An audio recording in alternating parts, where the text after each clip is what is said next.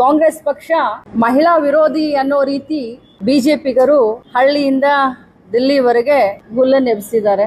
So ಪ್ರಸ್ತುತ ವಿಚಾರವಾಗಿ ಇವತ್ತು ನಾನು ಈ ಒಂದು ಪತ್ರಿಕಾಗೋಷ್ಠಿಯನ್ನ ಕರೆದಿದ್ದೀವಿ. ನಿಮ್ಮ ಮುಖಾಂತರ ಕಾಂಗ್ರೆಸ್ ಪಕ್ಷದ ವಿಚಾರಗಳನ್ನ ರಾಜ್ಯದ ಜನತೆಗೆ, ದೇಶದ ಜನತೆಗೆ ಹೇಳುವಂತ ಪ್ರಯತ್ನವನ್ನ ಮಾಡ್ತೀನಿ.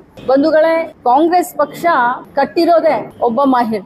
ಕಾಂಗ್ರೆಸ್ ಪಕ್ಷದ ತತ್ವ ಸಿದ್ಧಾಂತಗಳು ಮಹಿಳೆಯನ್ನ, ಮಕ್ಕಳನ್ನ, ರೈತರನ್ನ, ಯುವಕರನ್ನ ಕೇಂದ್ರೀಕೃತವಾಗಿ ಇಟ್ಕೊಂಡೆ, ಜನಸಾಮಾನ್ಯರನ್ನ ಕೇಂದ್ರೀಕೃತವಾಗಿ ಇಟ್ಕೊಂಡೆ ಈ ಕಾಂಗ್ರೆಸ್ ಪಕ್ಷದ ತತ್ವ ಸಿದ್ಧಾಂತ, ಸಮಾನವಾದ ಮನೋಭಾವ, ಸಂವಿಧಾನಕ್ಕೆ ಬದ್ಧತೆ, ಇದೇ ನಮ್ಮ ಒಂದು ಕಾಂಗ್ರೆಸ್ ಪಕ್ಷದ ತಳಹದಿ ಅಂತ ಹೇಳಲಿಕ್ಕೆ ಬಯಸ್ತೇನೆ. ವಿಶೇಷವಾಗಿ ಇವತ್ತು ಬಿಜೆಪಿಯವರು ಏನು ನಮ್ಮ ಮೇಲೆ ನಾರಿ ವಂದನಾ ಅಧಿನಿಯಮ ಏನು ಕಳೆದ ಅಧಿವೇಶನದಲ್ಲಿ ಬಿದ್ದ ಮೇಲೆ ನಮ್ಮ ಮೇಲೆ ಗೂಬೆ ಕೂರಿಸುವಂತ ಕೆಲಸ ಮಾಡ್ತಾ ಇದ್ದಾರೆ. ಅವ್ರಿಗೆ ನಾನು ಸಂಕ್ಷಿಪ್ತವಾಗಿ ತಮ್ಮ ಮುಖಾಂತರ ಹೇಳಲಿಕ್ಕೆ ಬಯಸ್ತೇನೆ. ಈ ದೇಶಕ್ಕೆ ಮಹಿಳಾ ಮೊದಲ ಪ್ರಧಾನಮಂತ್ರಿಯವರನ್ನ ಇಂದಿರಾ ಗಾಂಧೀಜಿ ಅವರನ್ನ ಕೊಟ್ಟಿದ್ದೆ ಕಾಂಗ್ರೆಸ್ ಪಕ್ಷ.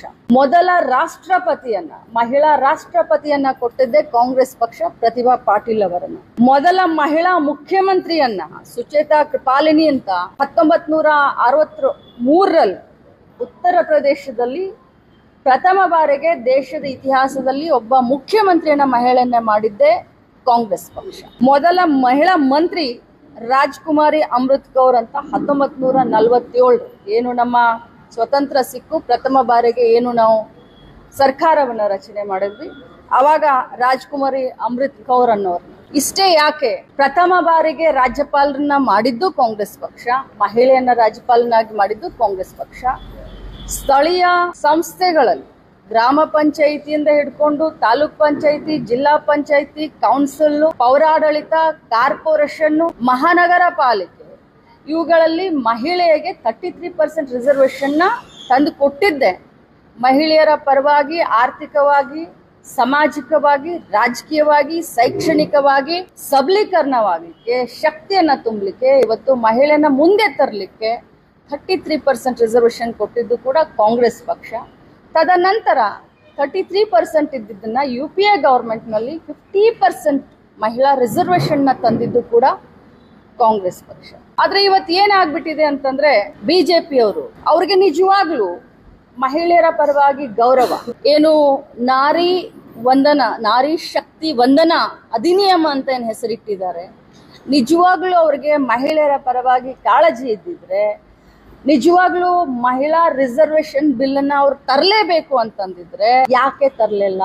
2023ರಲ್ಲಿ ಈ ಮಹಿಳಾ ರಿಸರ್ವೇಶನ್ ಬಿಲ್ ಅನ್ನ ಸಂಸತ್ನಲ್ಲಿ ಮಂಡಿಸಿದಂತ ಸಂದರ್ಭದಲ್ಲಿ ಕಾಂಗ್ರೆಸ್ ಪಕ್ಷ ಕೂಡ ಇತರೆ ಪಕ್ಷಗಳ ಜೊತೆಲಿ ಸೇರಿ ಒಂದೇ ಒಂದು ಲೈನ್ ನಲ್ಲಿ ನಿರ್ಣಯ ಮಾಡ್ತೀವಿ, ನಾವು ಮಹಿಳೆಯರ ಪರವಾಗಿದ್ದೀವಿ, ಮಹಿಳಾ ರಿಸರ್ವೇಶನ್ ಬಿಲ್ ಪರವಾಗಿದ್ದೀವಿ.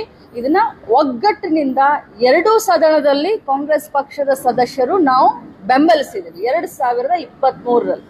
ಇದು ಆಗ್ಲೇಬೇಕು ಅಂತ ಅವಾಗ ಪ್ರಧಾನಮಂತ್ರಿಗಳು 2023ರಲ್ಲಿ ತಮ್ಮ ಎಕ್ಸ್ ಅಕೌಂಟ್ ನಲ್ಲಿ ಹಾಕ್ತಾರೆ, ಇದೊಂದು ಐತಿಹಾಸಿಕವಾದಂತ ನಿರ್ಣಯ, ಮಹಿಳೆಯರಿಗೆ ಶಕ್ತಿ ತುಂಬುವಂತ ನಿರ್ಣಯ ಅಂತ. ಅದನ್ನ ಅಮಿತ್ ಶಾ ಅವರು ಕೂಡ ಅದನ್ನ ರೀಟ್ವೀಟ್ ಮಾಡ್ತಾರೆ. 2023ರಲ್ಲಿ ಆಗಿರುವಂತ ಒಗ್ಗಟ್ಟಿನಿಂದ ಆಗಿರುವಂತ ಈ ಮಹಿಳಾ ಮೀಸಲಾತಿ ಬಿಲ್ ಪಾಸ್ ಆಗಿದ್ಮೇಲೂ ಕೂಡ ಯಾಕೆ ಈಗ 2026ರಲ್ಲಿ ಅದು ಕೂಡ ದೇಶದಲ್ಲಿ ಎರಡು ಕಡೆ ಇಲೆಕ್ಷನ್ ನಡೆಯುವಂತ ಸಂದರ್ಭದಲ್ಲಿ, ಒಂದು ತಮಿಳುನಾಡು, ಒಂದು ವೆಸ್ಟ್ ಬೆಂಗಾಲ್ ನಲ್ಲಿ ಇಲೆಕ್ಷನ್ ನಡೆಯುವಂತ ಸಂದರ್ಭದಲ್ಲಿ ತರಾತುರಿಯಲ್ಲಿ, ನಾನು ಬಹಳಷ್ಟು ಗಟ್ಟಿಯಾಗಿ ಹೇಳಲಿಕ್ಕೆ ಬಯಸ್ತೇನೆ, ತರಾತುರಿಯಲ್ಲಿ ಯಾಕೆ ಇದನ್ನ ಮಸೂದೆಯನ್ನ ಮಂಡನೆ ಮಾಡ್ಲಿಕ್ಕೆ ಹೊರಟರು? ಮಂಡನೆ ಮಾಡೋಕ್ಕಿಂತ ಮುಂಚೆ ನಮ್ಮ ದೇಶ ಫೆಡರಲ್ ಸಿಸ್ಟಮ್ ನಲ್ಲಿ ಇದೀವಿ, ನಾವು ಫೆಡರಲ್ ಸಿಸ್ಟಮ್ ಅಂತ ಹೇಳ್ತೀವಿ. ರಾಜ್ಯದ ಮುಖ್ಯಸ್ಥರನ್ನ ಕರೆದು ವಿರೋಧ ಪಕ್ಷದ ನಾಯಕರನ್ನ, ವಿರೋಧ ಪಕ್ಷದ ಮುಖ್ಯಸ್ಥರನ್ನ ಕರೆದು ಚರ್ಚೆ ಮಾಡಬೇಕು. 2026ಕ್ಕೆ ಮಂಡಿಸೋಕ್ಕಿಂತ ಮುಂಚೆ, ಯಾಕಂತಂದ್ರೆ ನಾವ್ ಯಾರು ವಿರೋಧ ಮಾಡಿರ್ಲಿಲ್ಲ, ಮಂಡನೆ ಮಾಡೋಕ್ಕಿಂತ ಮುಂಚೆ ವಿರೋಧ ಪಕ್ಷದ ನಾಯಕರನ್ನಾಗ್ಲಿ ಅಥವಾ ರಾಜ್ಯದ ಮುಖ್ಯಸ್ಥರು ಅಂತಂದ್ರೆ ಮುಖ್ಯಮಂತ್ರಿಗಳನ್ನಾಗ್ಲಿ ಅಥವಾ ರಾಜ್ಯದಲ್ಲಿ ಅಧಿಕಾರದ ವಿರೋಧ ಪಕ್ಷದ ನಾಯಕರನ್ನಾಗ್ಲಿ ಕರೆದು ಮಾತನಾಡ್ಲಿಲ್ಲ. ಯಾಕೆ? ಇದು ಕೇಂದ್ರದ ಒಂದು ಒತ್ತಡವನ್ನ, ಕೇಂದ್ರ ಸರ್ಕಾರ ಏನೇ ನಿರ್ಣಯವನ್ನ ತೆಗೆದುಕೊಂಡ್ರು ಕೂಡ ರಾಜ್ಯಗಳು ಅದನ್ನ ನಡೆಸ್ಕೊಳ್ಬೇಕು ಅನ್ನುವಂತ ಈ ಒಂದು ಹಿಟ್ಲರ್ ಶಾಹಿ ಯಾಕೆ ನಮ್ಮನ್ನ ಕರೆದು ಮಾತನಾಡ್ಲಿಲ್ಲ? ವಿಶೇಷವಾಗಿ ರಾಹುಲ್ ಗಾಂಧೀಜಿಯವರು 2 ಬಾರಿ ಪತ್ರ ಬರೆದಿದ್ದಾರೆ ಪ್ರಧಾನಮಂತ್ರಿಗಳಿಗೆ, 2 ಸಾರಿ ಪತ್ರ ಬರೆದಿದ್ದಾರೆ. ವಿಶೇಷ ಒಂದು ಮೀಟಿಂಗ್ ಅನ್ನ ಕರೀರಿ, ಸರ್ವ ಪಕ್ಷಗಳ ಒಂದು ಮೀಟಿಂಗ್ ಅನ್ನ ಕರೆದು ಚರ್ಚೆ ಮಾಡಿ ಸಾಧಕ ಬಾಧಕಗಳನ್ನ ವಿಚಾರ ಮಾಡಿದ ಮೇಲೆ ನೀವು ಇದನ್ನ ಮಸೂದೆಯನ್ನ ಮಂಡನೆ ಮಾಡಿ ಅಂತ ಹೇಳಿದ್ದಾರೆ. ಆದ್ರೆ ಇದಕ್ಕೆ ಯಾವುದಕ್ಕೂ ಕೂಡ ತಲೆ ಕೆಡಿಸ್ಕೊಳ್ದಂತ ಪ್ರಧಾನಮಂತ್ರಿಗಳಾದಂಥ ನರೇಂದ್ರ ಮೋದಿ ಅವರು ಇರಬಹುದು, ಅಮಿತ್ ಶಾ ಇರಬಹುದು, ಚುನಾವಣೆ ನಡೀತಾ ಇರುವಂತ ಸಂದರ್ಭದಲ್ಲಿ ಏಕಾಏಕಿ ಈ ಒಂದು ಮಸೂದೆಯನ್ನ ಸಂಸತ್ನಲ್ಲಿ ಮಂಡನೆ ಮಾಡಿ ಒಂದು ಮಾತನ್ನ ಹೇಳಲಿಕ್ಕೆ ಬಯಸ್ತೇನೆ. ಅವ್ರಿಗೆ ಸಂಪೂರ್ಣವಾಗಿ ಅವ್ರಿಗೆ ಗೊತ್ತಿತ್ತು, ಅವ್ರ ಹತ್ರ ನಂಬರ್ ಇರ್ಲಿಲ್ಲ. ಅವ್ರ ಈ ಬಿಲ್ ಪಾಸ್ ಮಾಡ್ಕೊಳ್ಬೇಕಂದ್ರೆ 1/3 ಮೆಜಾರಿಟಿ ಬೇಕು, ಅವರಲ್ಲಿ ನಂಬರ್ ಇರ್ಲಿಲ್ಲ. ಆದ್ರೂ ಕೂಡ ಯಾಕೆ ಮಂಡನೆ ಮಾಡಿದ್ರು? ಅಥವಾ ಮುಂಚೆ ವಿರೋಧ ಪಕ್ಷದವರ ಜೊತೆ ಮಾತನಾಡಿ ಎಸ್ ಅನಿಸ್ಕೊಂಡು ಎಲ್ಲರ ಒಂದು ಸಹಕಾರದಿಂದ ಮಂಡನೆ ಮಾಡಿದ್ರೆ ಅದಕ್ಕೆ ಅವ್ರು ನಿಜವಾಗ್ಲೂ ಮಹಿಳಾ ಮೀಸಲಾತಿಯ ಪರವಾಗಿ ಅವ್ರು ಇದ್ದಾರೆ ಅಂತ ನಮಗೆ ಗೊತ್ತಾಗ್ತಾ ಇತ್ತು. ಅವ್ರು ಮಹಿಳಾ ಮೀಸಲಾತಿಯನ್ನ ರಾಷ್ಟ್ರದ ಮಹಿಳೆಯರ ಹಿತಕ್ಕೋಸ್ಕರ ಮಾಡಲಿಲ್ಲ, ಮಹಿಳಾ ಮೀಸಲಾತಿಯ ಒಂದು ಮುಖವಾಡವನ್ನ ಹಾಕಿ ನಿಜವಾಗ್ಲೂ ಹೇಳಬೇಕು ಅಂತಂದ್ರೆ ಡಿಲಿಮಿಟೇಷನ್, ಕ್ಷೇತ್ರ ಮರು ವಿಂಗಡಣೆ ಮತ್ತು ಜಾತಿ ಗಣತಿ ಅಂತ ಅದು ಬಿಡಿ, ಅದು ಬೇಡ, ಅದ್ರ ಬಗ್ಗೆ ನಾನು ಆಮೇಲೆ ಹೇಳ್ತೀನಿ. ಆದ್ರೆ ಕ್ಷೇತ್ರ ಮರು ವಿಂಗಡಣೆಯನ್ನ ಮಾಡೋದಕ್ಕೋಸ್ಕರ ಮಹಿಳಾ ಮೀಸಲಾತಿಯ ಬಿಲ್ಲನ್ನ ಮುಖವಾಡ ಹಾಕಿದ್ರು. ನಾವು ಈಗಲೂ ಕೂಡ ರೆಡಿ ಇದ್ದೇವೆ. ನಮ್ಮ ವಿರೋಧ ಪಕ್ಷದ ನಾಯಕರಾದಂಥ ರಾಹುಲ್ ಗಾಂಧೀಜಿ ಅವರು ಹೇಳಿದ್ದಾರೆ, ರಾಜ್ಯಸಭಾ ವಿರೋಧ ಪಕ್ಷದ ನಾಯಕರಾದಂಥ ಖರ್ಗೆಜಿ ಅವರು ಹೇಳಿದ್ದಾರೆ, ಇವತ್ತಿಗೂ ಕೂಡ ನಾವು ಮಹಿಳಾ ಮೀಸಲಾತಿ 33% ಪರವಾಗಿನೇ ಇದ್ದೇವೆ. ನಾಳೆನೇ ಅಧಿವೇಶನ ಕರೆದು ನಾವು ಎಸ್ ಅನ್ಲಿಕ್ಕೆ ನಾವು ತಯಾರಿದ್ದೇವೆ. ಆದರೆ 2023ರಲ್ಲಿ ತಾವೇನು ಹೇಳಿದ್ರಿ, 543 ಸೀಟ್ ಏನು ಪಾರ್ಲಿಮೆಂಟ್ ನಲ್ಲಿ ಈಗ ಸದ್ಯಕ್ಕೆ ಇದೆ, ಸಂಸತ್ನಲ್ಲಿ 543 ಸೀಟ್ ಹೇಗಿದೆ, ಯಥಾವತ್ತಾಗಿ 543ಗೆ 33% ನೀವು ಮಾಡಿ. ಇವತ್ತು ಕೂಡ ನಾವು ಮಹಿಳೆಯರ ಪರವಾಗಿದ್ದೀವಿ, ಇವತ್ತು ಕೂಡ ನಾವು ಅದನ್ನ ಸಪೋರ್ಟ್ ಮಾಡ್ತೀವಿ. ಯಾಕಂತಂದ್ರೆ ಈ ಮಹಿಳಾ ಮೀಸಲಾತಿ ಬಿಲ್ ಅನ್ನ ನಮ್ಮ ಮಾನ್ಯ ಸೋನಿಯಾ ಗಾಂಧಿ UPA ಸರ್ಕಾರದ ಚೇರ್ಪರ್ಸನ್ ಆದಂತ ಸಂದರ್ಭದಲ್ಲಿ ಲೋಕಸಭೆಯಲ್ಲಿ ನಾವು ಪಾಸ್ ಮಾಡ್ಕೊಂಡ್ವಿ, ಆದ್ರೆ ರಾಜ್ಯಸಭೆಯಲ್ಲಿ ನಮಗೆ ಸ್ವಲ್ಪ ಹಿನ್ನಡೆ ಆಯ್ತು. ಸೊ ಇದರಿಂದ ನಾನು ಹೇಳ್ತೀನಿ, ಅಲ್ಲಿಂದ ಹಿಡ್ಕೊಂಡು ಇಲ್ಲಿಯವರೆಗೆ 1947ನೇ ಇಸ್ವಿಯಿಂದ ಇಲ್ಲಿಯವರೆಗೆ ಮಹಿಳೆಯರ ಪರವಾಗಿ ಅಂದ್ರೆ ಸ್ತ್ರೀಗಳ ಸೆಂಟ್ರಿಕ್ ಒಂದು ಕಾರ್ಯಕ್ರಮ ಆಗಿರಬಹುದು, ಒಂದು ನಿಯಮ ಇರಬಹುದು, ಪ್ರತಿಯೊಂದನ್ನು ಕೂಡ ಕಾಂಗ್ರೆಸ್ ಪಕ್ಷ ಮಾಡಿ. ತಮಗೆ ಹೇಳಬೇಕು ಅಂತ ಹೇಳಿದ್ರೆ ವರದಕ್ಷಿಣೆಯ ಕಿರುಕುಳಕ್ಕೆ ಯಾರಾದ್ರೂ ಇವತ್ತು ಕಾನೂನನ್ನ ರಚನೆ ಮಾಡಿದ್ರೆ ಅದು ಕಾಂಗ್ರೆಸ್ ಪಕ್ಷ. ಮಹಿಳೆಯನ್ನ ಆರ್ಥಿಕವಾಗಿ ಸಬಲೀಕರಣ ಮಾಡಬೇಕು ಅನ್ನುವಂತ ಒಂದೇ ಒಂದು ವಿಚಾರದಿಂದ ಇವತ್ತು ನಾವು ನಮ್ಮ ರಾಜ್ಯದಲ್ಲಿ ಗ್ಯಾರಂಟಿ ಯೋಜನೆಗಳನ್ನು ತೆಗೆದುಕೊಂಡು ಬಂದಿದ್ದೀವಿ. ಗೃಹಲಕ್ಷ್ಮಿ ಆಗಿರಬಹುದು, ಶಕ್ತಿ ಆಗಿರಬಹುದು, ನಮ್ಮ 10 kg ಏನು ರೇಷನ್ ಕಾರ್ಡ್ದಿಂದ ಬರುವಂತ ರೈಸ್ ಆಗಿರಬಹುದು, ವಿಮೆನ್ ಸೆಂಟ್ರಿಕ್ ಪ್ರೋಗ್ರಾಮ್ ಯಾಕೆ ಮಾಡ್ತಾ ಇದೀವಿ ಅಂದ್ರೆ ಮಹಿಳೆಯನ್ನ ಆರ್ಥಿಕವಾಗಿ ಸಬಲೀಕರಣ ಮಾಡಬೇಕು ಅಂತ. ಮಹಿಳೆಯನ್ನ ರಾಜಕೀಯವಾಗಿ ಸಬಲೀಕರಣ ಮಾಡ್ಲಿಕ್ಕೇನೆ ನಾವು 33% ನಾವೇ ತಗೊಂಡ್ ಬಂದ್ವಿ ಮೀಸಲಾತಿಯನ್ನ. 33% ಇದ್ದಿದ್ದನ್ನ 50% ನಾವೇ ಮಾಡಿದ್ವಿ. ಸೊ ನಮಗೆ ಅದೇನೋ ಹೇಳ್ತಾರಲ್ಲ, ಭೂತದ ಬಾಯಲ್ಲಿ ಭಗವಂತ ಅನ್ನೋ ಹಾಗೆ ನಮಗೆ ಕನ್ನಡಿಯನ್ನ ತೋರಿಸುವಂತ ಪ್ರಯತ್ನ ಏನು ಬಿಜೆಪಿಗರು ಮಾಡ್ತಾ ಇದ್ದಾರೆ, ಎಲ್ಲಾ ಕಡೆ ಹೊಡ್ಕೊಳ್ತಾ ಇದ್ದಾರೆ. ನಾನು ಅವ್ರಿಗೆ ಕೇಳಲಿಕ್ಕೆ ಬಯಸ್ತೇನೆ, ಇಷ್ಟು ಮಹಿಳಾ ಪರವಾಗಿ ಚಿಂತನೆ ಮಾಡ್ತಾ ಇರುವಂತ ಬಿಜೆಪಿಗರೇ, ತಮಗೆ ಮಹಿಳೆಯರ ಬಗ್ಗೆ ಅಷ್ಟೊಂದು ಗೌರವ ಇದ್ದಿದ್ರೆ ಏನು ಮಣಿಪುರದಲ್ಲಿ ಆಯ್ತು ಘಟನೆ, ಉತ್ತರ ಪ್ರದೇಶದ ಹತ್ರಾಸ್ನಲ್ಲಿ ಏನು ಘಟನೆ ಆಯ್ತು, ಒಬ್ಬ ಎಸ್ಸಿ ಯುವತಿಯನ್ನ ರೇಪ್ ಮಾಡಿದ ಮೇಲೆ ಅವರ ಮನೆಯವ್ರಿಗೂ ಕೂಡ ಹೇಳ್ದೆ, ರಾತ್ರೋರಾತ್ರಿ ಪೊಲೀಸ್ನವರು ಹೋಗಿ ಆ ಹುಡುಗಿಯನ್ನ ತೀರ್ಕೊಂಡ ಮೇಲೆ ಹೋಗಿ ಸುಟ್ಟು ಹಾಕೋದು. ಹತ್ರಾಸ್ ಬಗ್ಗೆ ಯಾಕೆ ಮಾತನಾಡ್ತಾ ಇಲ್ಲ? ಮಣಿಪುರ್ ಗಲಾಟೆಯಿಂದ ಸುಮಾರು 60,000 ಮಹಿಳೆಯರು ಸ್ಥಳಾಂತರಗೊಂಡಿದ್ದಾರೆ. ಇವತ್ತು 60,000 ಮಹಿಳೆಯರು 300 ಟೆಂಟ್ ನಲ್ಲಿ ಇದ್ದಾರೆ ಭಯದಿಂದ. ಅವರನ್ನ ಯಾಕೆ ಈ ಮಹಿಳಾ ಮನೆಗಳಿಗೆ, ಬಿಜೆಪಿ ಸೋ ಕಾಲ್ಡ್ ಮಹಿಳಾ ಮನೆಗಳಿಗೆ ಯಾಕೆ ಅವ್ರ ಕಣ್ಣಿಗೆ ಕಾಣಿಸ್ತಾ ಇಲ್ಲ? ಅದ್ರ ಜೊತೆಯಲ್ಲಿ ನಮ್ಮ ದೇಶದ ಗೌರವ, ನಮ್ಮ ದೇಶಕ್ಕೆ ಹೆಮ್ಮೆ, ಒಲಿಂಪಿಕ್ಸ್ ನಲ್ಲಿ ಮೆಡಲ್ ತೆಗೆದುಕೊಂಡು ಬಂದ್ರು ಕುಸ್ತಿಪಟುದು. ಅವರು ಡೆಲ್ಲಿಯಲ್ಲಿ ಎಷ್ಟು ದಿನ ಅವರು ಇದನ್ ಮಾಡಿದ್ರು, ಅವರ ಒಬ್ಬ ಕೋಚ್ನಿಂದ ಅಥವಾ ಬಿಜೆಪಿ ನಾಯಕನಿಂದ ಅನ್ಯಾಯ ಆಗಿದೆ ಅಂತ ಹೇಳಿ ಎಷ್ಟು ದಿನ ಪ್ರತಿಭಟನೆ ಮಾಡಿದ್ರು. ಆ ಕೂಗಿ ಯಾಕೆ ಬಿಜೆಪಿ ಮಹಿಳಾ ಮನೆಗಳಿಗೆ ಬಿಜೆಪಿ ಅವರಿಗೆ ಕೇಳೋದಿಲ್ಲ? ಇದಿಷ್ಟೇ ಯಾಕೆ, ಬಿಜೆಪಿಯವರ ಮಾನಸಿಕ ಮನಸ್ಸು ಯಾವ ರೀತಿ ಇದೆ ಅಂತಂದ್ರೆ, ಅವರು ಮನುವಾದಿಗಳು. ಮಹಿಳೆ ಬರೀ 4 ಗೋಡೆ ಮಧ್ಯದಲ್ಲಿ ಇರಬೇಕು, ಮಹಿಳೆ ಬರೀ ಅಡುಗೆ ಮಾಡಲಿಕ್ಕೆ ಸೀಮಿತವಾಗಿರಬೇಕು, ಮಕ್ಕಳನ್ನ ಹೆರಲಿಕ್ಕೆ ಸೀಮಿತವಾಗಿರಬೇಕು ಅನ್ನುವಂಥ ಮನುಸ್ಮೃತಿಯನ್ನ ಪಾಲಿಸ್ಕೊಂಡು ಬಂದಂಥವ್ರು ಬಿಜೆಪಿಯವರು. ಯಾಕಂದ್ರೆ ಅವ್ರಿಗೆ ಪಾಠ ಹೇಳೋರೆ RSS. ಸೊ ಇಂಥ ಸಂದರ್ಭದಲ್ಲಿ ಅವ್ರಿಗೆ ನಿಜವಾಗ್ಲೂ ಕೂಡ ಮಹಿಳೆಯರ ಪರವಾಗಿ ಚಿಂತನೆ ಇದ್ದಿದ್ರೆ ಅವರು ಮೊದಲು 30 ತಿಂಗಳು ಲೇಟ್ ಮಾಡ್ತಾ ಇರಲಿಲ್ಲ. ಈ ಮಹಿಳಾ ಮೀಸಲಾತಿ ಬಿಲ್ಲನ್ನ ಸರ್ವಾನುಮತದಿಂದ ಆಯ್ಕೆ ಆದ್ಮೇಲೆ 30 ತಿಂಗಳು ಅವ್ರು ಲೇಟ್ ಮಾಡ್ತಾ ಇರಲಿಲ್ಲ. ಒಂದು. ಎರಡನೇದ್ದು, ತರಾತುರಿಯಲ್ಲಿ ಅವ್ರಿಗೆ ಈ ಬಿಲ್ ಬೀಳುತ್ತೆ ಅನ್ನೋದು ಗೊತ್ತಿದ್ರು ಕೂಡ 1/3 ಮೆಜಾರಿಟಿ ಅವ್ರ ಹತ್ರ ಇಲ್ಲ, ನಂಬರ್ಗಳಿಲ್ಲ ಅಂತ ಗೊತ್ತಿದ್ರು ಕೂಡ ಆ ಬಿಲ್ಲನ್ನ ಮಂಡಿಸಿದ್ದು ರಾಜಕೀಯಕ್ಕೋಸ್ಕರ, ಮಹಿಳೆಯರನ್ನ ಮುಖವಾಡವಾಗಿಟ್ಕೊಂಡು ಕ್ಷೇತ್ರ ಮರು ವಿಂಗಡಣೆ ಮಾಡ್ಲಿಕ್ಕೆ ಅನ್ನೋದು ಎರಡನೇದು. ಮೂರನೇ ಪ್ರಶ್ನೆ, ಇಡೀ ಭಾರತ ದೇಶದಲ್ಲಿ, ಯಾಕಂತಂದ್ರೆ ಅವತ್ತು ಕಂಪ್ಲೀಟ್ ಆಗಿ 2 ದಿನ ನಾನು ಕೊಯಮತ್ತೂರ್ನಲ್ಲಿ ಇದ್ರೂ ಕೂಡ ನಾನು ಲೈವ್ ನೋಡ್ತಾ ಇದ್ದೆ. ಸಂಸತ್ನಲ್ಲಿ ಏನ್ ಚರ್ಚೆ ಆಗುತ್ತೆ, ಯಾರ್ಯಾರು ವಿರೋಧ ಪಕ್ಷದವ್ರು ಯಾರು ಮಾತಾಡ್ತಾರೆ, ಅಮಿತ್ ಶಾ ಜಿ ಏನ್ ಮಾತಾಡ್ತಾರೆ, ಮೋದಿಜಿ ಅವ್ರು ಏನ್ ಮಾತಾಡ್ತಾರೆ, ರಾಜನಾಥ್ ಸಿಂಗ್ ಏನ್ ಮಾತಾಡ್ತಾರೆ, ಪ್ರತಿಯೊಂದನ್ನು ಕೂಡ ಬಹಳಷ್ಟು ಕ್ಲೋಸ್ಲಿ ನಾನು ಅದನ್ನ ಅಪ್ಡೇಟ್ ತಗೊಂಡೆ. ಯಾಕಂದ್ರೆ ಒಬ್ಬ ಮಹಿಳಾ ಮಂತ್ರಿ ಆಗಿರೋದ್ರಿಂದ ಅವತ್ತು ಯಾವತ್ತೂ ಇಲ್ದಷ್ಟು ಮಹಿಳೆಯರನ್ನ ಇಡೀ ದೇಶದ ಕಾರ್ನರ್ನಿಂದ, ಮೂಲೆಯಿಂದ ಮಹಿಳೆಯರನ್ನ ಪ್ರೇಕ್ಷಕರ ಗ್ಯಾಲರಿಯಲ್ಲಿ ಮಹಿಳೆಯರನ್ನ ಕೂರಿಸಿರ್ತಾರೆ.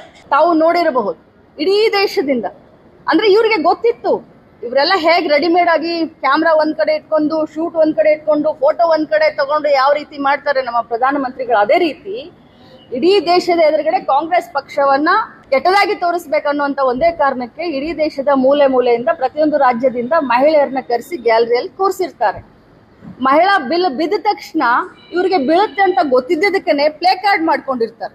ಮಹಿಳಾ ಬಿಲ್ ಬಿದ್ದ ತಕ್ಷಣ ಅಟ್ಲೀಸ್ಟ್ ಪ್ಲೇ ಕಾರ್ಡ್ ಮಾಡ್ಲಿಕ್ಕೆ 1-2 ಗಂಟೆ ಆದ್ರೂ ಬೇಕಲ್ಲ. ಇವ್ರು ಸಂಸತ್ನಿಂದ ಹೊರಗಡೆ ಬರ್ಬೇಕಾದ್ರೆ ಪ್ಲೇ ಕಾರ್ಡ್ ಇಟ್ಕೊಂಡು ಬರ್ತಾರೆ ಮಹಿಳಾ MP-ಗಳು. ಅಂದ್ರೆ ಇವರ ಮನಸ್ಸು ಯಾವ ರೀತಿ ಇತ್ತು ಅಂದ್ರೆ, ಇವ್ರಿಗೆ ಗೊತ್ತಿತ್ತು ಮಹಿಳಾ ಏನು ಮೀಸಲಾತಿ ಮಸೂದೆ ಸಂಸತ್ನಲ್ಲಿ ಬೀಳುತ್ತೆ, ನಾರಿ ಶಕ್ತಿ ವಂದನಾ ಅಧಿನಿಯಮ ಸಂಸತ್ನಲ್ಲಿ ಬೀಳುತ್ತೆ.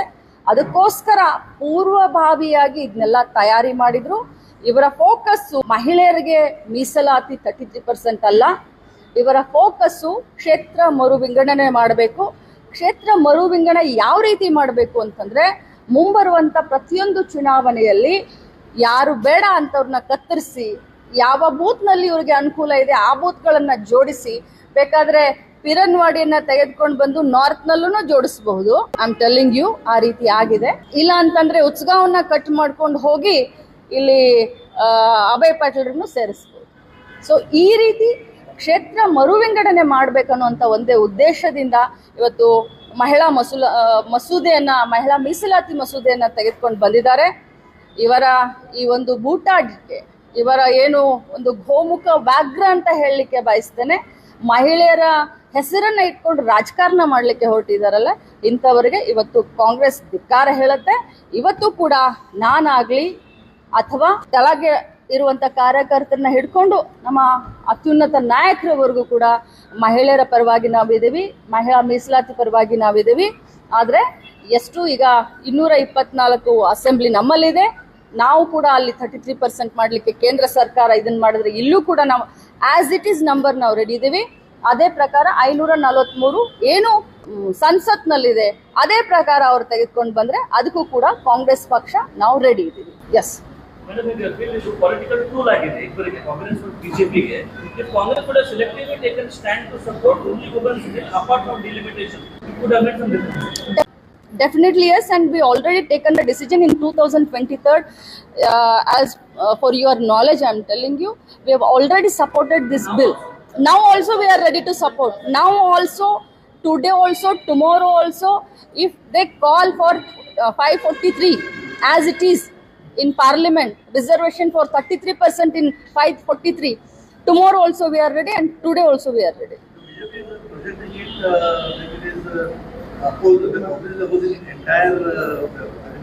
That is the thing. That is their propaganda. That only they want to do. That is the reason why they did it so beautifully. Before taking this amendment into Lok Sabha, they taken a press meet across the country, and then they went to just day before, one day before, they like in all media they gave a advertisement, even knowingly that they are not going to win this, even knowingly they are like they did this as a propaganda.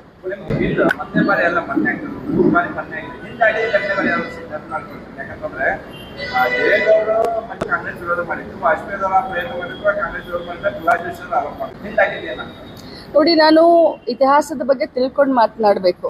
UPA ಸರ್ಕಾರ ಇದ್ದಾಗ ಸೋನಿಯಾ ಗಾಂಧಿ ಅವರೇ ಈ ಪ್ರಸ್ತಾವನೆ ತೆಗೆದುಕೊಂಡು ಬಂದ್ರು. ಯಾವತ್ತೂ ಕೂಡ ಮಹಿಳಾ ಏನು ಪ್ರಹ್ಲಾದ್ ಜೋಶಿ ಅವರು ಇದಾರಲ್ಲ, ಅವರು ಹಿರಿಯರಿದ್ದಾರೆ, ಅವ್ರ ಬಗ್ಗೆ ನನಗೆ ಗೌರವ ಇದೆ. ಆದರೆ ನನಗೆ ತಿಳಿದ ಮಟ್ಟಿಗೆ ಇಲ್ಲಿಯವರೆಗೆ ಮಹಿಳಾ ಮೀಸಲಾತಿಯ ವಿರೋಧಿಗಳು ನಾವು ಯಾರೂ ಇಲ್ಲ. ಯಾವತ್ತೂ ಕೂಡ ಕಾಂಗ್ರೆಸ್ ಪಕ್ಷ ಮಹಿಳಾ ಮೀಸಲಾತಿ ಬಿಲ್ಲನ್ನು ನಾವು ವಿರೋಧ ಮಾಡಲೇ ಇಲ್ಲ. ಆದರೆ ನಾನು ಪ್ರಹ್ಲಾದ್ ಜೋಶಿ ಅವರಿಗೆ ತಮ್ಮ ಮುಖಾಂತರ ಹೇಳಲಿಕ್ಕೆ ಬಯಸ್ತೇನೆ, ಏನು ನಮ್ಮ UPA ಸರ್ಕಾರ ಇದ್ದಂಥ ಸಂದರ್ಭದಲ್ಲಿ ಚೇರ್ಪರ್ಸನ್ ಆದಂಥ ಸೋನಿಯಾ ಗಾಂಧಿಯವರೇ ಈ ಬಿಲ್ಲನ್ನು ಪ್ರಸ್ತಾವನೆ ಮಾಡಿದ್ರು. ನಮ್ಮ ಸಂಖ್ಯೆಗಳು, ಯಾಕಂದ್ರೆ ಕೊಯಲೇಷನ್ ಗವರ್ಮೆಂಟ್ ಇತ್ತು, ನಮ್ಮ ಕೊಯಲೇಷನ್ ಪಾರ್ಟ್ನರ್ಗಳು ಒಪ್ಪದೇ ಇರೋ ಕಾರಣಕ್ಕೆ ನಮ್ಮ ಬಿಲ್ಲು ಬಿದ್ದಿತ್ತು. ಇಷ್ಟು ನಾನು ಹೇಳ್ಬೋದು. ಇಲ್ಲ ಮಹಿಳಾ ಮೀಸಲಾತಿ ವಿರೋಧಿಗಳಾಗಿದ್ರೆ ನಾವು 33% ಕೊಡ್ತಾ ಇರಲಿಲ್ಲ, 33% ಇದ್ದಿದ್ದನ್ನ 50%ಗೂ ಏರಿಸ್ತಾ ಇರಲಿಲ್ಲ.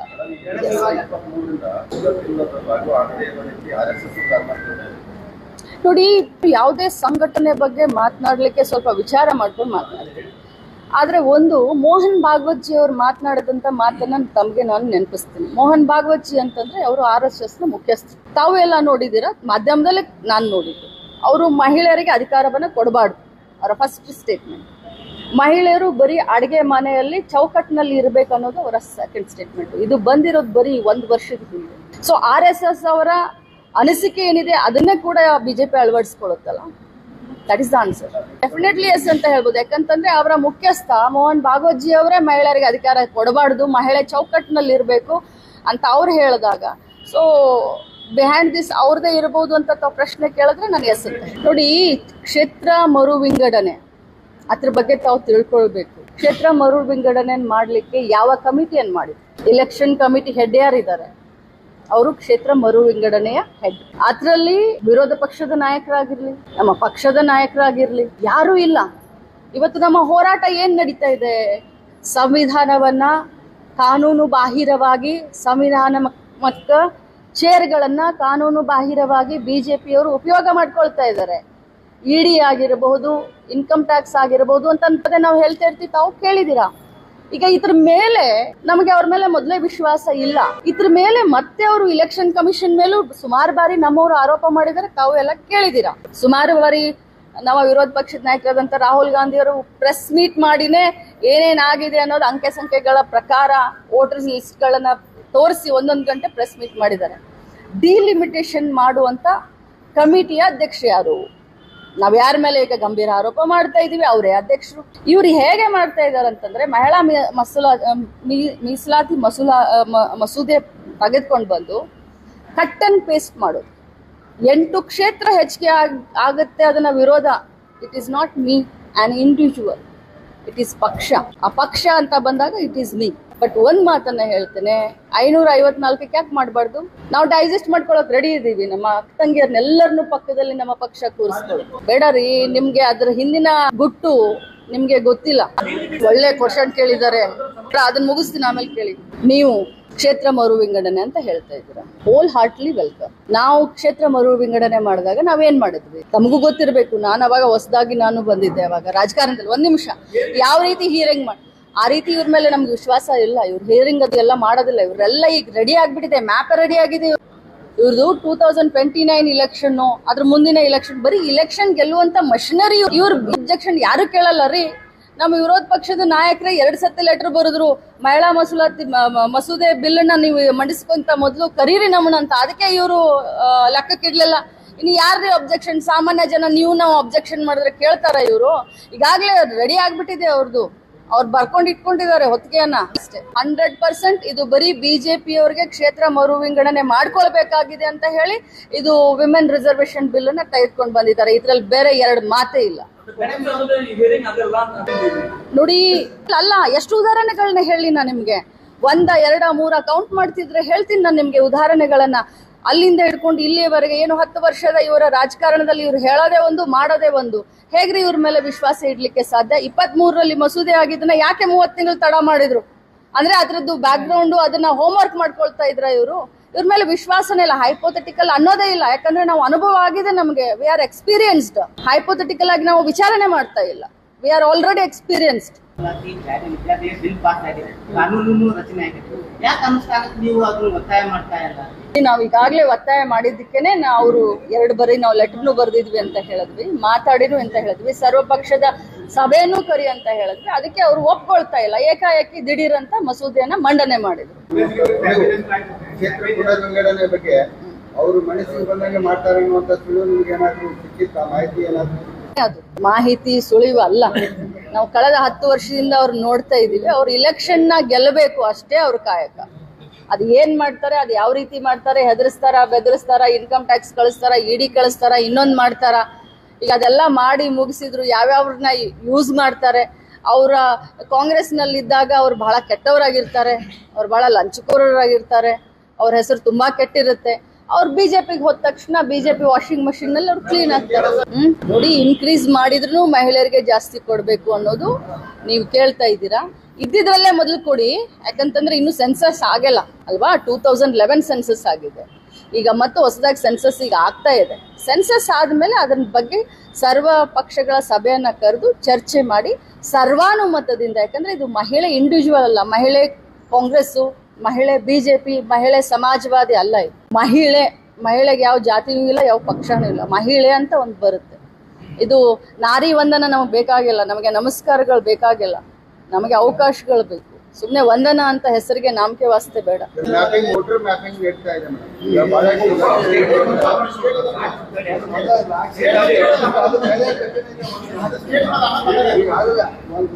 ಮಹಿಳೆ ವೋಟರ್. ಈಗ 6 ಸ್ಟೇಟ್ ನಲ್ಲಿ ಒಂದ್ ಕಡೆ 90 ಲಕ್ಷ 1 ಕೋಟಿ ವೋಟರ್ಸ್ ಅನ್ನ ಕಟ್ ಆಫ್ ಮಾಡಿದ್ದಾರೆ. ಅದರಲ್ಲಿ 30% ಮಹಿಳೆಯರ ವೋಟ್ಗಳನ್ನು ಕೂಡ ಕಟ್ ಆಗಿದ್ದಾರೆ. ಅದ್ರ ಬಗ್ಗೆ ನಿಮ್ಮ ಪಕ್ಷದ ಸ್ಟ್ಯಾಂಡ್ ಏನು? ನಮ್ಮ ಪಕ್ಷದ ಸ್ಟ್ಯಾಂಡ್ ಒಂದೇ. ಮಹಿಳೆ ಈಗ ಮನೆ ಬಿಟ್ಟು ಗಂಡನ ಮನೆಗೆ ಹೋದ್ರೆ, ಮಹಿಳೆ ಎಲ್ಲಾದ್ರೂ ಮದುವೆ ಆಗಿ ಬೇರೆ ಕಡೆ ಹೋದ್ರೆ ಎಬ್ಸ್ಕಾಂಡಿಂಗ್ ಅಂತ ತೋರಿಸ್ತಾರೆ. ಇದೇನ್ ಮ್ಯಾಪಿಂಗ್ ನಲ್ಲಿ ನೀವು ನೋಡ್ತಾ ಇದ್ದೀರಲ್ಲ, ಯಾಕಂದ್ರೆ ನಾನು ಬಹಳ ಕ್ಲೋಸ್ ಆಗಿ ಅದನ್ನ ಅಬ್ಸರ್ವ್ ಮಾಡ್ತಾ ಇರ್ತೀನಿ. ಈಗಾಗಲೇ ನನ್ನ ಕ್ಷೇತ್ರದಲ್ಲಿ 92% ಮ್ಯಾಪಿಂಗ್ ಆಗಿದೆ. 23,000 ವೋಟರ್ಸ್ ಈಗ ಡಿಲೀಟ್ ಆಗುವಂತ ಒಂದು ಇದು ನನ್ನ ಕ್ಷೇತ್ರದ ಹೇಳ್ತಾ ಇದ್ದೀನಿ ನಾನು. 23,000 ಡಿಲೀಟ್ ಆಗುವಂತ ಒಂದು ಸನ್ನಿವೇಶ ಬಂದಿದೆ ಈಗ. ಯಾಕೆ ಅಂತಂದ್ರೆ ಈ ಮ್ಯಾಪಿಂಗ್ಗೋಸ್ಕರ. ನಮ್ಮ ಜಿಲ್ಲೆಯಲ್ಲಿ ಬರೀ 5 ಕ್ಷೇತ್ರ 90% ಆಗಿದೆ. ತಮ್ಮ ಗಮನಕ್ಕೆ ತರ್ಲಿಕ್ಕೆ ಬಯಸ್ತೇನೆ. ಫಸ್ಟು ಎಮ್ಕನ್ಮಡಿ, ಸೆಕೆಂಡು ಬೆಳಗಾವಿ ಗ್ರಾಮೀಣ, ಥರ್ಡು ಬೈಲಹೊಂಗಲ ಇದೆ, 4th ಎಕ್ಸಂಬ ಇದೆ, ಇನ್ನೊಂದು ನಿಪ್ಪಾಣಿನೂ ಹುಕ್ಕೇರಿ ಇದೆ. ಇದನ್ನ ಬಿಟ್ರೆ ಬೆಳಗಾವಿ ನಾರ್ತ್ ಬರೀ 63% ಆಗಿದೆ. ನನಗೆ ಅದು ಗೊತ್ತಿಲ್ಲ. ನನ್ನ ಕಡೆ ಅಂತೂ ಎಲ್ಲರೂ ಸ್ಪಂದನೆ ಮಾಡ್ತಾರೆ. ನಂಗೆ ಬೇರೆ ಕಡೆ ನಂಗೆ ಗೊತ್ತಿಲ್ಲ. ಏನ್ರಿ ಸರ್, ನನ್ನ ಕ್ಷೇತ್ರದಲ್ಲಿ ಮಾತ್ರ ಸ್ಪಂದನೆ ಇದೆ.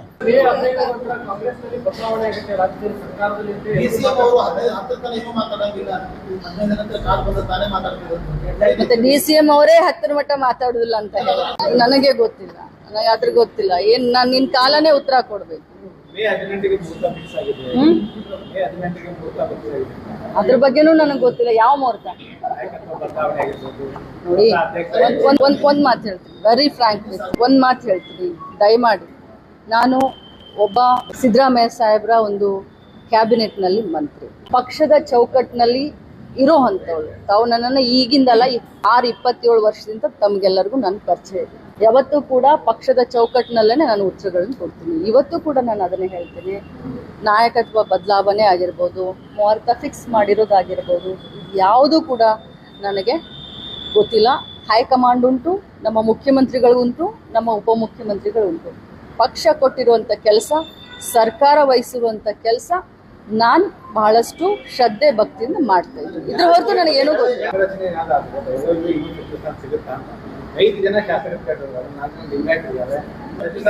ಬೆಳಗಾವಿಯಲ್ಲಿ ಕೇಳೋದನ್ನು ಏನು ತಪ್ಪಿಲ್ಲ. ಈಗ ನೋಡಿ, ನನಗಿನ್ನ ಹಿರಿಯರು ಬೆಳಗಾವಿನಲ್ಲಿ, ಆದರೆ ನನಗೆ ಅವಕಾಶ ಒಬ್ಬ ಮಹಿಳೆಯಾಗಿ, ಯಾಕಂತಂದ್ರೆ ಪಕ್ಷದಲ್ಲಿ ಇಷ್ಟು ವರ್ಷ ನಾನು ಪಕ್ಷದ ಒಂದು ಬ್ಲಾಕ್ ಅಧ್ಯಕ್ಷ ಆಗಿ, ಜಿಲ್ಲಾ ಅಧ್ಯಕ್ಷ ಆಗಿ, ರಾಜ್ಯದ ಅಧ್ಯಕ್ಷ ಆಗಿ, ಪಕ್ಷ ಸಂಘಟನೆಯಲ್ಲಿರುವಂಥ ಅನುಭವ ಇರಬಹುದು, ಅಥವಾ ಮಹಿಳಾ ಒಂದು ಕೋಟ ಇರಬಹುದು, ಅಥವಾ ನಮ್ಮ ಜಾತಿ ಕೋಟ ಇರ್ಬೋದು, ಏನೇನೋ ಬಂದು ನನಗೆ ಅವಕಾಶ ಸಿಕ್ಕಿದೆ. ನಮ್ಮ ಜಿಲ್ಲೆಯಲ್ಲಿ ಭಾಳಷ್ಟು ಜನ ನನಗಿನ್ನ ಸೀನಿಯರ್ಸ್ ಇದ್ದಾರೆ, ಅನುಭವಸ್ಥರಿದ್ದಾರೆ. ನಮ್ಮ ಜಿಲ್ಲೆನಲ್ಲೂ ಕೇಳಿದ್ರೆ ತಪ್ಪಿಲ್ಲ, ಜಿಲ್ಲೆನಲ್ಲೂ ಮಾಡಿದ್ರು ತಪ್ಪಿಲ್ಲ, ರಾಜ್ಯದಲ್ಲಿ ಬೇರೆಯವ್ರು ಕೇಳಿದ್ರು ತಪ್ಪಿಲ್ಲ, ಹೊಸಬ್ರನ್ನ ತೆಗೆದುಕೊಂಡು ಬಂದ್ರು ತಪ್ಪಿಲ್ಲ. ಯಾಕಂದ್ರೆ ಈಗ ಬಿಜೆಪಿ ಸರ್ಕಾರದ 5 ಜನ ಮಂತ್ರಿಗಳು ಆ ಅಧಿಕಾರ ಹಂಚಿಕೆ ಆಗ್ತಾ ಇದೆ. ಅದು ಈಗ ಕಾಂಗ್ರೆಸ್ ಶಾಸಕರ ಅಸಮಾಧಾನ ನೋಡಿ, ಖಂಡಿತ ಆಗಬಹುದು. ಬಹಳ ದೊಡ್ಡ ಜಿಲ್ಲೆ ಇದೆ, 3 ಜಿಲ್ಲೆಗಳ ಸಮಾನವಾಗಿ ಬೆಳಗಾವಿ ಜಿಲ್ಲೆ ಇದೆ. ಅದು ನಂಬರ್ನು ಆಗ್ಬೋದು. ಯಾಕಂದ್ರೆ ಬಿಜೆಪಿಯವರು ಇದ್ದಂತ ಸಂದರ್ಭದಲ್ಲಿ 5 ಜನ ಮಂತ್ರಿಗಳಿದ್ರು, 13 ಜನ ಕ್ಯಾಬಿನೆಟ್ ದರ್ಜೆಯ ಚೇರ್ಮನ್ಗಳಿದ್ರು ಬಿಜೆಪಿ ಸರ್ಕಾರನಲ್ಲಿ.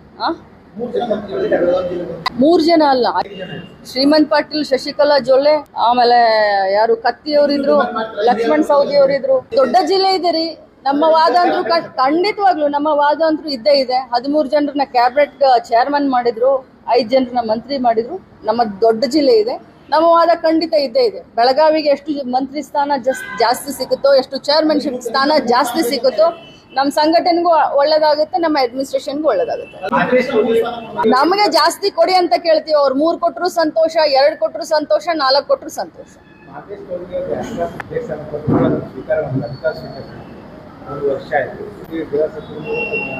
ಅದ್ರ ಬಗ್ಗೆ ನಿಜವಾಗ್ಲೂ ಒಬ್ಬೊಬ್ರು ಕೇಳಿ ನಾನು ಕೂತಿದ್ದೀನಿ, ನಾನು ಎಲ್ಲರಿಗೂ ಉತ್ತರ ಕೊಡ್ತೀನಿ. ನಾನು ಇಂಡಿವಿಜುವಲ್ ಹೆಸರು ಹೇಳಿದ್ರೆ ಇನ್ನೊಬ್ರು ತಪ್ಪು ತಿಳ್ಕೊಳ್ತಾರೆ. ಎಲ್ಲರಿಗೂ ಆಸೆ ಇದೆ.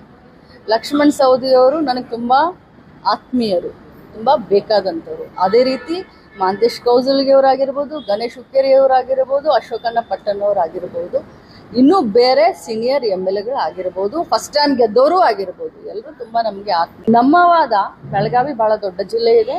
3 ಜಿಲ್ಲೆನ ಸೇರಿಸಿದ್ರೆ 1 ಜಿಲ್ಲೆ ಆಗುತ್ತೆ. ಇನ್ನೂ 2-3 ಜಾಸ್ತಿ ಮಂತ್ರಿಗಿರಿ ಕೊಡಿ ಅಂತ ನಮ್ಮ ಒಂದು ವಿನಂತಿ. ತುರುಮುರಿ ಕಚಡಾ ಡಿಪೋ ಇದು ಇವತ್ತಿಂದು ನಿನ್ನಿದು ಅಲ್ಲ, ಇದು 2011ರಿಂದ ನಡೆದಂಥದ್ದು. ತಮಗೂ ಎಲ್ಲ ಗೊತ್ತಿದೆ. 2009ರಲ್ಲಿ ಇದು ಅಗ್ರಿಮೆಂಟ್ ಆಗಿ ಇಲ್ಲಿವರೆಗೆ ಬಂದಿದೆ. ಆದರೆ ನಾನು ಬಂದ ಮೇಲೆ ಭಾಳ ನಿರ್ಣಯಗಳನ್ನು ನಾವಿಲ್ಲಿ ಮಾಡಿದ್ದೀವಿ. ನನ್ನ ಒಂದು ವಿಶೇಷವಾದಂಥ ಕಾಳಜಿ ಯಾಕೆ ಕಾಳಜಿ ಅಂತಂದರೆ, ಅದು ನನ್ನ ಕ್ಷೇತ್ರ, ಸ್ವಾಭಾವಿಕ ಕ್ಷೇತ್ರದ ಒಬ್ಬ ಶಾಸಕಿಯಾಗಿ ಅದು ಜನರ ಒಟ್ಟಿಗೆ ಮಿಂಗಲ್ ಆಗೋದು, ಎವ್ರಿ ಡೇ ಟು ಡೇ ಲೈಫ್ನಲ್ಲಿ ಜನರ ಒಟ್ಟಿಗೆ ಸುಖ ಕಷ್ಟ ಹಂಚ್ಕೊಳ್ಳೋಂಥ ನನಗೆ ಈ ಕಚಡಾ ಡಿಪೋದ ಸಮಸ್ಯೆ ಬಗ್ಗೆ ನನಗೆ ಮಾಹಿತಿ ಇದ್ದಷ್ಟು ತಮ್ಗೆ ಯಾರಿಗೂ ದಯಮಾಡಿ ಮಾಹಿತಿ ಇಲ್ಲ. ನನ್ನ ಕ್ಷೇತ್ರದವರಾದ್ರೆ ಮಾಹಿತಿ ಇರಬಹುದು. ಈಗಾಗಲೇ DC ಅವರ ಜೊತೆ ಮಾತನಾಡಿ, ಈಗಲ್ಲ ಇತ್ತೀಚೆಗಲ್ಲ, ಈಗ ನಾ ಮಂತ್ರಿ ಆದ್ಮೇಲೆ ಆಗಲಿ ಅಥವಾ ಹಿಂದಿನ ನಮ್ಮ ಸರ್ಕಾರ ಇದ್ದಾಗ ಆಗಲಿ ಒಂದು ಹಂತಕ್ಕೆ ನಾವು ತೆಗೆದುಕೊಂಡು ಬಂದು ತುರುಮುರಿ ಕಚಡಾ ಡಿಪೋದಲ್ಲಿ ಏನು ಈಗ ವೇಸ್ಟ್ ಬರುತ್ತೆ, ಇಡೀ ಸಿಟಿದು ವೇಸ್ಟ್ ಏನು ಬರುತ್ತೆ, ಅದರಲ್ಲಿ ಅಟ್ಲೀಸ್ಟ್ ಒಂದು 70% ಆದ್ರೂ ವೇಸ್ಟನ್ನ ನಾವು ಬೇರೆ ಕಡೆ ಕಳಿಸ್ಲಿ. ಯಾಕಂತಂದ್ರೆ ಇನ್ನೂ ನಾನು ಕಮಿಷನರ್ ಅವ್ರ ಹತ್ರ ಮಾತನಾಡಿದೆ. 1 ಸುತ್ತಿಂದಲ್ಲ 5 ಸುತ್ತು ಮಾತುಕತೆ ಆಗಿದೆ. ಆದ್ರೆ ಇದನ್ನ ನಾನು ಹೇಳೋಕೆ ಹೋದ್ರೆ, ಈಗ ಬಿಜೆಪಿಯ ಒಂದು ಪಾಲಿಕೆ ಇದೆ, ಪಾಲಿಕೆ ನಡೆಸ್ತಾ ಇರೋದು ಬಿಜೆಪಿ. ಸೊ ನಾನೀಗ ಕಮಿಷನರ್ ನಾನು ಮಾತಾಡಿದ್ದೇವೆ, ನಾವು ಡಿಸಿಷನ್ ತಗೊಂಡಿದ್ದೇವೆ ಅಂತಂದ್ರೆ ಅಲ್ಲಿ ರಿಫ್ಟ್ ಬರುತ್ತೆ. ಮಾಧ್ಯಮದ ಮುಖಾಂತರ ನಾನು ಏನೇ ಹೇಳಿದ್ರು ಕೂಡ ಅಲ್ಲಿ ರಿಫ್ಟ್ ಬರುತ್ತೆ. ಬಟ್ ನಾನು DC ಅವ್ರು ಮಾಡಿರೋದು ಒಂದು ತಮಗೆ ಹೇಳಲಿಕ್ಕೆ ಬಯಸ್ತೇನೆ. ನಮ್ಮ ಜಿಲ್ಲಾ ಮಂತ್ರಿಗಳು ಸೇರ್ಕೊಂಡು ನಾರ್ತ್ದಲ್ಲಿ ಒಂದು ಜಾಗನ ಐಡೆಂಟಿಫೈ ಈಗಾಗಲೇ ಮಾಡಿದ್ವಿ. ಒಂದು ಜಾಗನ ಸೌತ್ ನಲ್ಲಿ, ನಾನು ಹೆಸರು ಹೇಳಕ್ ಹೋಗಲ್ಲ, ನನಗೆ ಗೊತ್ತು ಎಲ್ಲಿ ನಾವು ಮಾಡಿದ್ವಿ. ಸೌತ್ ನಲ್ಲಿ ಒಂದು ಜಾಗ ಐಡೆಂಟಿಫೈ ಮಾಡಿದ್ವಿ, ತಗೊಂಡು ಇದೀವಿ. ಐಡೆಂಟಿಫೈ ಅಷ್ಟೇ ಅಲ್ಲ, ತಗೊಂಡು ಇದೀವಿ ಈಗಾಗಲೇ. ಮತ್ತೆ ಯಮಕನ್ಮಡಿನಲ್ಲಿ ಒಂದು ಜಾಗನ ತಗೊಂಡು. ಸೊ ಈ 100% ಕಸಾನ 70% ಆಯಾ ಭಾಗದಲ್ಲಿ ನಾವು ಅದನ್ನ ಡಿಸ್ಟ್ರಿಬ್ಯೂಟ್ ಮಾಡ್ತೀವಿ.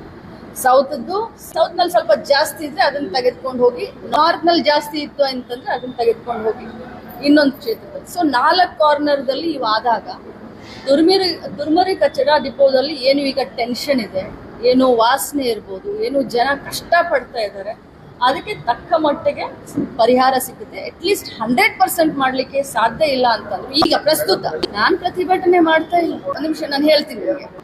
100% ಹೋಗಕ್ ಅನ್ನೋದಿಲ್ಲ ರೀ. ಜನ ಕಷ್ಟಪಟ್ಟಿದ್ದಾರೆ. ತುರುಮುರಿನಲ್ಲಿ ಸಿಟಿ ಕಚಡ ಎಲ್ಲ ಅಲ್ಲಿ ಹೋಗಿ ಬೀಳುತ್ತೆ. ಒಂದು ದಿನ 50 ರೂಪಾಯಿ ಬ್ಲೀಚಿಂಗ್ ಪೌಡರ್ ಹಾಕ್ಲಿಲ್ರಿ ಇನ್ನೂವರೆಗೆ ಅಲ್ಲೇ. ಆ ಕಚಡ ಡಿಪೋ ತಗೊಳ್ಬೇಕಾದ್ರೆ ರೈತರನ್ನ ಪುಸ್ಲಾಯಿಸಿ ಏನ್ ಹೇಳಿದ್ರು ಮಹಾನಗರ ಪಾಲಿಕೆಯವರು, ಅವತ್ತಿನ ಮಹಾನಗರ ಪಾಲಿಕೆ ಇರಬಹುದು, ಅವತ್ತಿನ ಆಡಳಿತ ಇರಬಹುದು, ಏನ್ ಹೇಳಿದ್ರು, ನಿಮ್ಗೆ ಪ್ರತಿ ವರ್ಷ ನಿಮ್ಮ ಆರೋಗ್ಯ ತಪಾಸಣೆ ಮಾಡ್ತೀವಿ, ನಿಮ್ಮ ಬೋರ್ವೆಲ್ ಕುಡಿಯೋ ನೀರಿನ ತಪಾಸಣೆ ಮಾಡ್ತೀವಿ, ನಿಮ್ಮ ಯಾವುದೇ ಕಾಲರ ಆಗ್ಲಿ ಇನ್ನೊಂದಾಗ್ಲಿ ಮಸ್ಕಿಟೋ ಆಗ್ಲಿ ಏನೋ ಸಮಸ್ಯೆ ಬರ್ದಂಗ್ ನೋಡ್ತೀವಿ, ಇಲ್ಲಿ ನಿಮ್ಮ ನಾಯಿಗಳನ್ನ ಲಸಿಕೆ ಹಾಕ್ತೀವಿ, ಏನು ಮಾಡ್ಲಿಲ್ಲ. ಇಲ್ಲಿಯವರೆಗೆ ₹1 ಕೊಟ್ಟಿದ್ದಾರೆ ಕೇಳಿ. ನಿಮ್ಮ ಶಾಲೆಗಳನ್ನ ಸುಧಾರಿಸ್ತೀವಿ, ನಿಮ್ಮ ಅಂಗನವಾಡಿಗಳನ್ನ ಸುಧಾರಿಸ್ತೀವಿ, ಇಲ್ಲಿ PHC ಮಾಡ್ತೀವಿ, ಏನೆಲ್ಲ ಭರವಸೆಗಳನ್ನ ಕೊಟ್ಟಿದ್ರು ತುರುಮುರಿಯಲ್ಲಿ. ಒಂದಾದ್ರೂ ಭರವಸೆ ಈಡೇರಿದವ?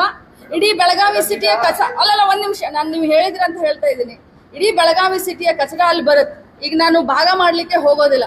ಹಾಗಾದ್ರೆ ನಮ್ಮ ಜವಾಬ್ದಾರಿ ಮುಗಿದ್ ಬಿಡ್ತಾ? ಬೆಳಗಾವಿ ಸಿಟಿ ಕಚಡ ನಾವು ತಗೊಳ್ತೀವಿ ಅಂತಂದ್ರೆ ಆ ಭಾಗದ ನನ್ನ ಜನರ ಒಂದು ಸಮಸ್ಯೆ ಕೂಡ ನಾವು ಕೇಳಬೇಕಲ್ಲ. ನನಗೆ ಬೆಳಗಾವಿ ಜನ ನನ್ನವರಲ್ಲ ಅಂತ ಹೇಳಲಿಕ್ಕೆ ಆಗೋದಿಲ್ಲ. ನಾವು ಜವಾಬ್ದಾರಿ ಸ್ಥಾನದಲ್ಲಿ ಇದೀವಿ. ಪ್ರತಿಭಟನೆ ಮಾಡೋದ್ರಿಂದ ಸಮಸ್ಯೆ ಬಗೆಹರುತ್ತಾ ಅಂತ ನೀವು ನನ್ ಕೇಳಿದ ಪ್ರಶ್ನೆಗೆ ಒಂದೇ ಉತ್ತರ ಕೊಡ್ತೀನಿ ನಾನು. ಯಾವಾಗ ಕಣ್ ತೆಗಿಯೋದಾಗ? ಯಾವಾಗ ಕಣ್ ತೆಗಿಯೋದು? ಪಾಲಿಕೆ ಸರ್ಕಾರದ ಕಡೆ ಇಲ್ಲ. ಈಗಾಗ್ಲೇ 29ರವರೆಗೂ ಅಗ್ರಿಮೆಂಟ್ ಇದೆ. ಬಿಜೆಪಿ ಸರ್ಕಾರ ಬಂದಾಗ, ಒಂದ್ ನಿಮಿಷ ಬ್ರದರ್, ಬಿಜೆಪಿ ಸರ್ಕಾರ ಇದ್ದಂತ ಸಂದರ್ಭದಲ್ಲಿ, ಸಂಜಯ್ ಪಾಟೀಲ್ ಇದ್ದಂತ ಸಂದರ್ಭದಲ್ಲಿ 29ನೇ ಅಂದ್ರೆ 2029 ವರೆಗೂ ಅಗ್ರಿಮೆಂಟ್ ರಾಮ್ಕಿ ಅವ್ರ ಜೊತೆ ಆಗ್ಬಿಟ್ಟಿದೆ. ಹಸ್ತಕ್ಷೇಪ ಮಾಡ್ಲಿಕ್ಕೆ ಬರೋದಿಲ್ಲ. ಪಾಲಿಕೆಯವರು ಡಿಸಿಷನ್ ತಗೊಳ್ಬೇಕು. ಸರ್ಕಾರ ಹಸ್ತಕ್ಷೇಪ ಮಾಡಿದ್ದಕ್ಕೇನೆ ಈಗ ನಾವು 4 ಕಡೆ ಜಾಗ ಐಡೆಂಟಿಫೈ ಮಾಡಿದ್ವಿ, 3 ಕಡೆ ಜಾಗ ಐಡೆಂಟಿಫೈ ಮಾಡಿದ್ವಿ, ತೆಗೆದುಕೊಂಡಿದ್ವಿ 2 ತಿಂಗಳಲ್ಲಿ. DC ಅವ್ರು ಹೇಳಿದ್ದಾರೆ, ಮತ್ತೆ ನಾಳೆ 2 ತಿಂಗಳಲ್ಲಿ ಆಗ್ಲಿಲ್ಲ ಅಂತಂದ್ರೆ ಮತ್ತೆ ಮೇಡಮ್ ಕೇಳ್ಬೇಕು. DC ಅವ್ರು ಹೇಳಿದ್ದಾರೆ 2 ತಿಂಗಳಲ್ಲಿ ನಾವು ಈ ಒಂದು 70% ಕಚಡಾನ ತುರುಮೂರಿಯಿಂದ ತೆಗೆದುಕೊಂಡು ಬೇರೆ ಕಡೆ ಮಾಡ್ಲಿಕ್ಕೆ ನಾವು ತಯಾರಿಯನ್ನ ಮಾಡ್ಕೊಂಡಿದೀವಿ ಮೇಡಮ್. ಇನ್ನೊಂದು 2 ತಿಂಗಳಲ್ಲಿ ಅದು ಶುರು ಆಗುತ್ತೆ ಅಂತ ಅನ್ನುವಂತ ಮಾತನ್ನ DC ಅದು ನನ್ನ ಪ್ರಯತ್ನದಿಂದ.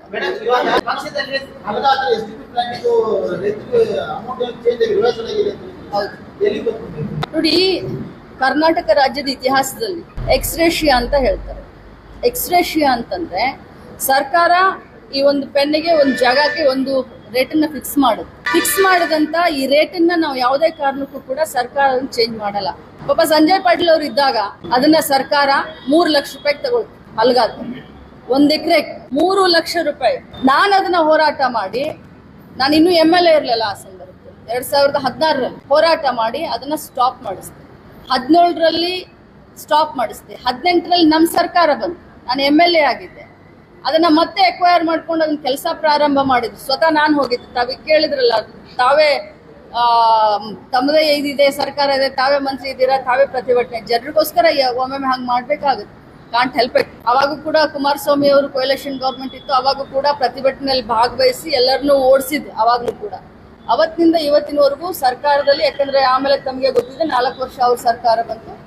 ಈಗ ಅದನ್ನ ₹3 ಲಕ್ಷ ಇರೋದನ್ನ 1 ಎಕರೆಗೆ 50 ಲಕ್ಷ ಮಾಡಿಸಿದ್ವಿ. 50 ಲಕ್ಷ ಮಾಡಿಸಿ ನೋಡಿ. ಒಂದ್ ನಿಮಿಷ ರೀ, 3 ಲಕ್ಷ ಇದೆ. ಮೊದಲು ಮಾಡಿದ್ದಷ್ಟಿದೆ, 3 ಲಕ್ಷ ಇದೆ. ಎಕ್ಸ್ರೇಷಿಯಾ ಅಂತ ಹೇಳಿದೆ. ಇಡೀ ರಾಜ್ಯದ ಇತಿಹಾಸದಲ್ಲಿ ಇದು 2ನೇ ಘಟನೆ. ಒಂದು ಉತ್ತರ ಕನ್ನಡದಲ್ಲಾಗುತ್ತೆ, ಅದನ್ನ ಬಿಟ್ರೆ ಇದು. ಒಮ್ಮೆ ನೀವು ಸರ್ಕಾರ ಅಧಿಸೂಚನೆ ನಿಯಮ ಹೋದ ಮೇಲೆ, ಅಧಿಸೂಚನೆ ಆಗಿ ರಾಜ್ಯಪಾಲರ ಮುದ್ರಿಕೆ ಬಿಟ್ಟ ಮೇಲೆ, ಅಲ್ಲ ಬ್ರದರ್, ನಾವು ಕೇಳಿ ಒಂಚೂರು, ತಮಗೊಂದ್ ಸ್ವಲ್ಪ ಸಮಾಧಾನ ಇರಲಿ. ಮುದ್ರಿಕೆ ಬಿದ್ದ ಮೇಲೆ 3 ಲಕ್ಷ ಇದ್ದಿದ್ನ 50 ಲಕ್ಷ ಮಾಡಿದ್ವಿ. ರೈತರಿಗೆ 4 ಕೋಟಿ ಕೊಡಿಸಿದ್ರು ಕೂಡ ನಮ್ಗೆ ಸಂತೋಷನೇ. ಯಾಕಂದ್ರೆ ರೈತರು ಅಲ್ಲಿ ನಮ್ಮ ತರ 5 ಎಕರೆ 10 ಎಕರೆ 25 ಎಕರೆ ಇರುವಂತ ರೈತರಲ್ಲ, 5 ಗುಂಟೆ 2 ಗುಂಟೆ ಇರುವಂತ ರೈತರು. ಅವ್ರಿಗೆ ಏನ್ ಸಹಾಯ ಮಾಡ್ಬೇಕು, ಏನ್ ಸಹಕಾರ ಮಾಡ್ಬೇಕು, ಒಬ್ಬ ಶಾಸಕಿಯಾಗಿ ಎಲ್ಲ ಮಾಡಿದೀನಿ. 50 ಲಕ್ಷಕ್ಕೆ ಅವ್ರು ರೆಡಿನೂ ಆಗಿದ್ದಾರೆ. AC ಅವ್ರು ಈಗಾಗಲೇ ಅವ್ರನ್ನ ಕರೆದು ಅವ್ರ ಹತ್ರ ಸಮ್ಮತಿ ಪತ್ರನೂ ತೆಗೆದುಕೊಂಡಿದ್ದಾರೆ, ಬಗೆಹರಿದಿದೆ. ಅವ್ರ ಅಕೌಂಟ್ಗೆ ಶೀಘ್ರದಲ್ಲೇ ದುಡ್ಡು ಬರುತ್ತೆ. ಅವ್ರ ಕಾಗದ ಪತ್ರ ರೆಡಿ ಮಾಡ್ಕೊಳ್ತಾ ಇದ್ದಾರೆ. Everybody are happy. ಹೌದು, everybody are happy. We are starting the work very soon.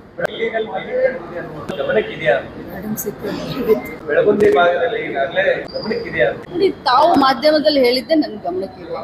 ಆದ್ರೆ ಪ್ರತಿಯೊಬ್ಬರಿಗೂ ಕೂಡ ನಾವು ಫ್ರೀ ಹ್ಯಾಂಡ್ ಬಿಟ್ಟಿದ್ದೀವಿ. ಯಾರಿಗೆ? ಆಫೀಸರ್, ಏನು ನಮ್ಮ ಮೈನ್ಸ್ ಆಫೀಸರ್ ಇದ್ದಾರೆ, DDಗಳಿದ್ದಾರೆ. ನಾವು ಎತ್ತರಲ್ಲೂ ಕೂಡ ಇಂಟರ್ಫಿಯರ್ ಆಗೋದಿಲ್ಲ. ಇಂಟರ್ಫಿಯರ್ ಆಗ್ಲಿಕ್ಕೆ ನಮ್ಮ ಹತ್ರ ಟೈಮ್ನೂ ಇಲ್ಲ, ನನ್ನ ಹತ್ರ ಜಾಗನೂ ಇಲ್ಲ. ಸೊ ಅವ್ರು ಏನು ಆಫೀಸರ್ಗಳಿಗೆ, ಇದು ಈ 2 ಇಲಾಖೆ ಬರುತ್ತೆ ಇದರಲ್ಲಿ. ಮೈನ್ಸ್ ಅಂಡ್ ಜ್ಯುವೆಲಜಿ ಒಂದು, ಇನ್ನೊಂದು ಕಂದಾಯ ಇಲಾಖೆ. ಕಂದಾಯ ಇಲಾಖೆಯವರು ಗುರುತಿಸಿ ಇದನ್ನ ಅವ್ರಿಗೆ ಕೊಟ್ರೆ, ಅವರು ಮೈನ್ಸ್ದವರು ಇದನ್ನ ಅಲ್ಲಿ ಮೈನ್ಸ್ ಮಾಡಬೇಕು ಅಂತ ಅವ್ರ ಪರವಾನಗಿ ಕೊಡ್ತಾರೆ. ಅದರಲ್ಲೂ ಕೂಡ ಬಹಳಷ್ಟು ಪೊಲ್ಯೂಷನ್ ಬೋರ್ಡ್ದವರು ಇನ್ನೊಂದು ಏನೇನೋ ಇದಾವೆ. ಅದ್ರ ಬಗ್ಗೆ ನನಗೆ ಜಾಸ್ತಿ ನಾನು ಸ್ಟಡಿ ಮಾಡಲಿಲ್ಲ. ಬಟ್ ಒಂದು ಮಾತನ್ನ ಹೇಳ್ತೇನೆ, ನೀವೀಗ ನನ್ನ ಗಮನಕ್ಕೆ ತೆಗೆದುಕೊಂಡು ಬಂದಿದ್ದೀರಾ. 1.5 ತಿಂಗಳ ಒಂದು ಘಟನೆ ಕೂಡ ಆಗಿತ್ತು, ತಾವು ಕೂಡ ಎಲ್ಲ ಟಿವಿನಲ್ಲಿ ಮಾಧ್ಯಮದಲ್ಲಿ ತೋರಿಸಿದ್ರು. ಸೊ ಅದಾದ್ಮೇಲೆ ಬಹಳಷ್ಟು ನಾನು ಆಫೀಸರ್ಗಳನ್ನ ಕರೆದು ಮಾತಾಡಿದ್ದೀನಿ. ನಮ್ಮ DC ಅವರು ಕೂಡ ನಾನು ಮಾತಾಡಿದ್ದೀನಿ. ಬಹುಶಃ ಅಲ್ಲಿಂದ ಈ ಕಡೆ ಆ ಘಟನೆ ಆದಮೇಲೆ ಇತ್ತೀಚೆಗೆ ಮೋಸ್ಟ್ಲಿ ಎಲ್ಲ ಬಂದ್ ಆಗಿದೆ ಅಂತ ನನಗೆ ಆಫೀಸರ್